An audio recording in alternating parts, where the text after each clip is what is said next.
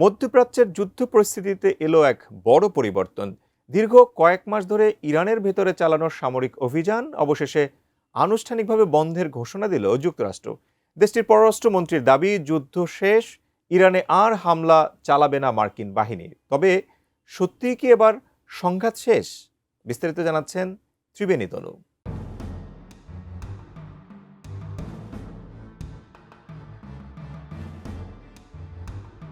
ইরানের ভেতরে চালানো যুক্তরাষ্ট্রের ধারাবাহিক সামরিক অভিযান বা হামলা অবশেষে বন্ধ ঘোষণা করা হয়েছে। মার্কিন পররাষ্ট্রমন্ত্রী মার্কো রুবিও আনুষ্ঠানিকভাবে জানিয়েছেন, মধ্যপ্রাচ্য কাঁপানো কয়েক মাসের সংঘাতের পর মার্কিন সামরিক অভিযান অপারেশন এপিক ফিউরি তার নির্ধারিত লক্ষ্য অর্জন করতে পেরেছে।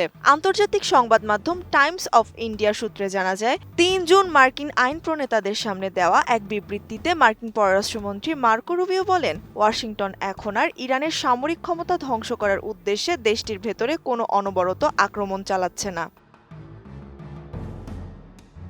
মার্কিন পররাষ্ট্রমন্ত্রীর দাবি, এই সামরিক অভিযানের মাধ্যমে ইরানের প্রতিরক্ষা ব্যবস্থার একটি বড় অংশ ধ্বংস করা হয়েছে। সেই সাথে তেহরানের ক্ষেপণাস্ত্র উৎক্ষেপণ ব্যবস্থা ও ড্রোনের মজুতও উল্লেখযোগ্য পরিমাণে কমিয়ে আনা হয়েছে। যুদ্ধবিরতির মাঝেই কুয়েত আন্তর্জাতিক বিমানবন্দরে ইরানের একটি বড় ড্রোন হামলা আঘাত এনেছে, যাতে একটি যাত্রী টার্মিনাল মারাত্মক ক্ষতিগ্রস্ত হওয়া সহ একজন ভারতীয় নাগরিক নিহত এবং বহু মানুষ আহত হয়েছেন। কোয়ালিটি সম্পন্ন আন্তর্জাতিক মানের still bar CSRM, committed for better still. চলতি বছরে শুরু হওয়া এই যুদ্ধ এখন চতুর্থ মাসে পদার্পণ করছে, যা বিশ্বজুড়ে তেলের বাজারে তীব্র চাপ তৈরি করেছে। ইরান এখনও বিশ্বজুড়ে তেল ও গ্যাস রপ্তানির সবচেয়ে গুরুত্বপূর্ণ নৌপথ হরমুজ প্রণালীর উপর নিজস্ব সামরিক নিয়ন্ত্রণ বজায় রেখেছে।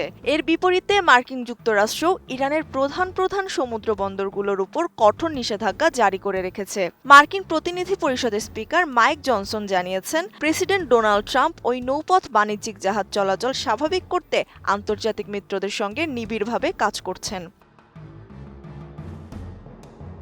রুবিও মার্কিন আইন প্রণেতাদের আশ্বস্ত করে আরও বলেছেন, তেহরানের সঙ্গে কূটনৈতিক আলোচনা এখনও পুরোপুরি চালু রয়েছে। তবে ওবামা আমলের 2015 সালের পরমাণু চুক্তির মতো কোনো দুর্বল চুক্তি এবার হবে না। মার্কিন পররাষ্ট্রমন্ত্রী পরিষ্কার করে দেন, এবার যদি কোনো চুক্তি হয় তবে তা হবে আগের চেয়ে অনেক বেশি কঠোর ও শক্তিশালী, অন্যথায় কোনো চুক্তিই হবে না। তবে আমেরিকার এই ঘোষণার পর মধ্যপ্রাচ্যের পরিস্থিতি কতটা শান্ত হয়, এখন সেটাই দেখার বিষয়।